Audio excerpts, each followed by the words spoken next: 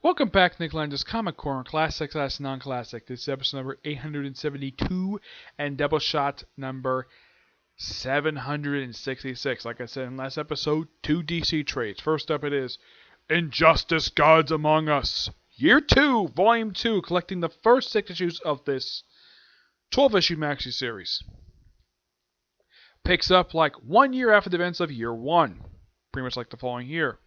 This book has the debut of the cosmic side of the Injustice Gods universe, where we have debut of Kyle Rayner, Guy Gardner, John Stewart, the Green Lantern Corps, Sinestro.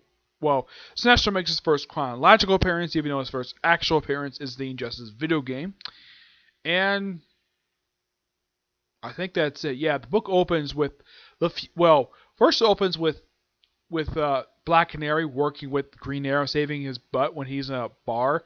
Eventually, of course, then they cut to his funeral, and of course, Superman is also looking for Batman, and it's also revealed at the start of this that Black Canary is pregnant. Yep, she is pregnant with Oliver's child. Yeah, she does give birth to this thing, and no, they do not kill this character off. This character does make a physical appearance in the pages of Injustice 2, which is done by the same writer, Tom Taylor. And whereas Batman at the end of the first year got his back broken by Superman. And he spends the entirety of Year 2 in a bed. Then by Year 3, he's simply back normal. Of course, in these issues, we get the killing off of 2 characters. In the first issue, we have Kyle Rayner killed off in the most goriest way possible. First, Sinestro rips off his finger that has his ring on it, and this, of course, prior to that, his own members threw rope around Kyle Rayner's neck and all 4 of his limbs. And after he removed his ring, guess what happened? They all drawed and quartered him. Yes. I call drawn and quartered because that's exactly what they did. I know that particular term because I saw frickin' Braveheart. What is drawn and quartered? It's an execution where you have 4 horses and they have rope tied to the person who's going to be executed limbs, and they all pull them apart. That is how this National Corps killed off Kyle Rayner. John Stewart pops up in here as a friend of Hal Jordan, like he's normally depicted, and Hal is briefly put in prison by the Guardians because of how much of dicks they are, because they apparently don't like what Superman is doing. Probably because they found out what Superman did to Calabac. That's my personal guess anyways. Yep. And of course the Grand Tour of the Earth gets in a fight with the Justice League. Well, half of the Justice League along with Sinestro and his Corps. They kill off Chip. By the way, this is the second time I've seen Chip get killed off. You see, in the regular DC universe, he died too. In the second issue of Green Lantern Mosaic, by being run over by a truck. No joke, that's seriously what happened to him. Here, he gets a construct beam through his head. Yes, Tom Taylor was known for his gory deaths when it comes to this particular series. We also have the start of the regime in here with Superman's soldiers, who pretty much appear for pretty much the rest of these particular comics. And oh yeah, and where's Batman during all this? He's in the Tower of Fate, which is in another dimension, even though in the regular DC comic universe, it's outside of Salem, Massachusetts, because they want to put it there. And he's there with Dr. Fate and Satana and Alfred. Yep. Oh yeah, and Guy Gardner gets picked up by Black Canary because she has super strength. And of course, Guy's like, why do you have super strength for? Because, well, Batman in the first year got his hands on the kryptonite pills that Superman had the characters take in first year. Of course, we also have the debut in here of this universe's Birds of Prey, which consisted of Oracle, Catwoman, Batwoman, Black Canary. I'm trying to think. I think that's... Oh, yeah, and Huntress. Yeah, and she debuts these while Jim Gordon basically kind of finds out where she is pretty easily and tells her about the fact that he knows that she was Batgirl and Bruce Wayne was Batman, of course, when Dick Grayson was frickin' Robin. Yeah. Those of you curious, though, how Dick Grayson died in this universe, because it's mentioned in the game he died at the second half of the series. He died in the most bizarre way possible. First he gets hit in the head with a baton, and then he hits some random rock when he hits the ground. Yeah, talk about a very lame way. Lee's deaths in here are much more improved over the deaths in year 1. Yeah, and then also we have the Grand Circle getting imprisoned, and they stay imprisoned for about 3 years. They break out in the year 5 annual, which is Tom Taylor's return to the book after he left about partway through year 3. At that point, they have Brian Bucciarello take over for the rest of that particular year, and of course, Brian Bucciarello did year 3 and 4, and then Tom Taylor came back for Injustice 2. I believe he also did Injustice Ground Zero, which took place during the main game itself. This actually is a really damn good series, 9.5 out of 10. I really would like to review more trades. It's just that the library doesn't have any more trades in this particular series. Alright? Next up is Shadowpact Curse. This contains issues 4 and 9 through 13. Now, when I first I'm like, really? Why in the world did you do that for? Well, in the case of issue 4, that's a standalone issue featuring the character Blue Devil.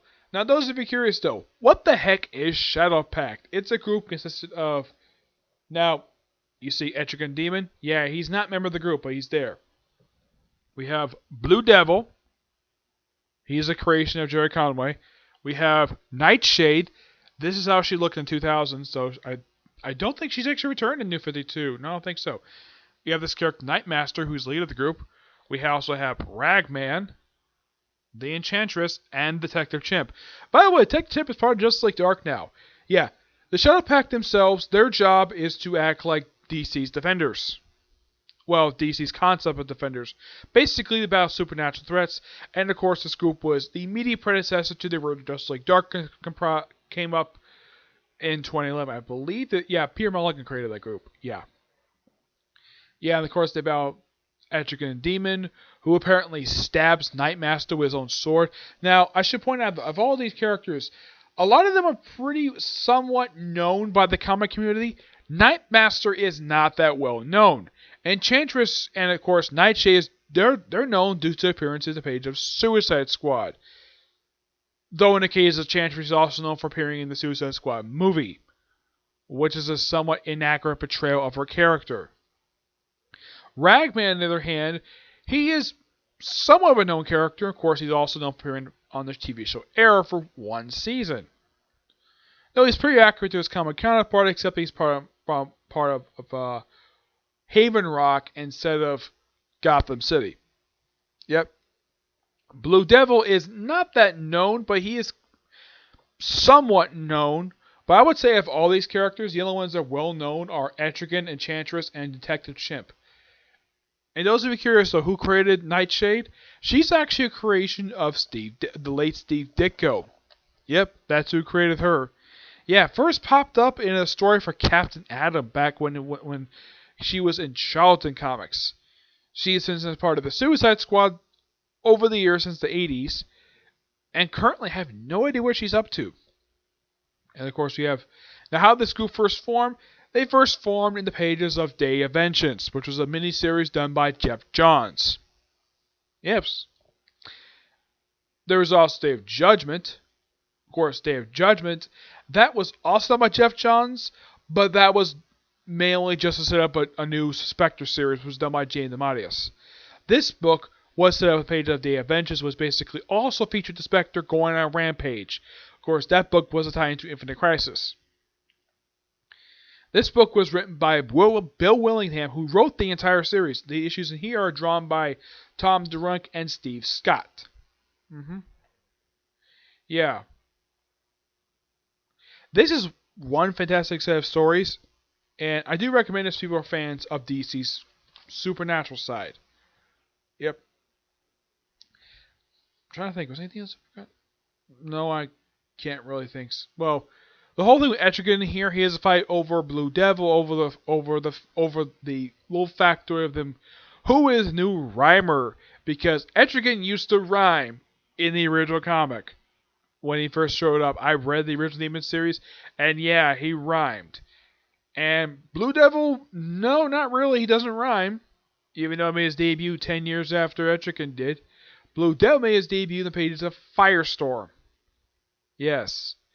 Those of you curious, where the heck did I don't remember where he showed up. I had to look it up later. In the case of Enchantress, she showed pages of Strange Adventures. She's a creation of the late Bill Haney, who also created the Teen Titans and Metamorpho. Yep. In the case of Ragman, don't remember who created it. I have to look it up later. But yeah, fantastic set of stories. Give this book a 9.5 out of 10. It's really good. I kind of wish DC would give this particular series a new set of trades, because it is one damn good comic book. Though we have Justice League Dark now. But why not collect the trades featuring the DC's first supernatural team that got an ongoing series? Though not the first team altogether. We also had the Trenchcoat Brigade. Yeah, we had them from the 90s, which consisted of Mr. E, Phantom Stranger, John Constantine, and I don't remember who the fourth one was. It was like 4 guys who know from wearing trench coats. Yep. So that's it for this particular review. As far as I can tell, videos-wise, this is the last one I'm planning to do today. I was thinking of doing a review for My Hero Academia, but the new chapter wasn't released today, so I may get a chance to do it tomorrow. Along with, since the fact these shows have come back, newest episode of Dragon Ball Super, One Piece, and Boruto. Okay? But until this next review, bye.